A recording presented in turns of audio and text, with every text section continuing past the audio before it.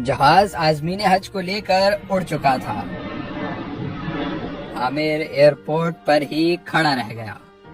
अफसर ने अफसोस करते हुए आमिर से कहा, अल्लाह का हुक्म शायद तुम्हारे नसीब में नहीं है।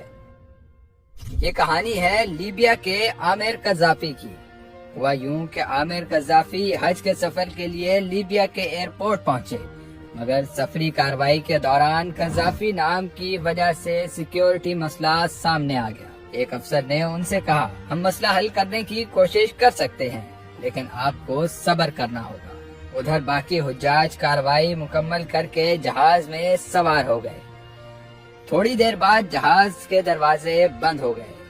जब तक आमिर का मसला हल हुआ तो पायलट ने शेड्यूल और सिक्योरिटी इश्यूज की वजह से दरवाजे दोबारा खोलने से इनकार कर दिया और तैयारा आमिर के बगैर रवाना हो गया। आमिर ने भी एयरपोर्ट छोड़ने से इनकार कर दिया और पूरे यकीन से कहा, हज की नीयत है और इंशाअल्लाह जरूर जाऊंगा।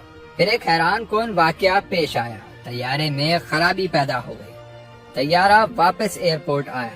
एयरपोर्ट अमले ने पायलट से कहा, एक मुसाफिर रह गया है, क्या इसे सवार कर दें?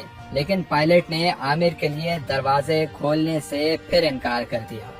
जहाज दोबारा रवाना हुआ, मगर आमिर मायूस न हुआ और अपनी जगह पर जमा रहा, पुर यकीन कि अल्लाह उन्हें मायूस नहीं करेगा।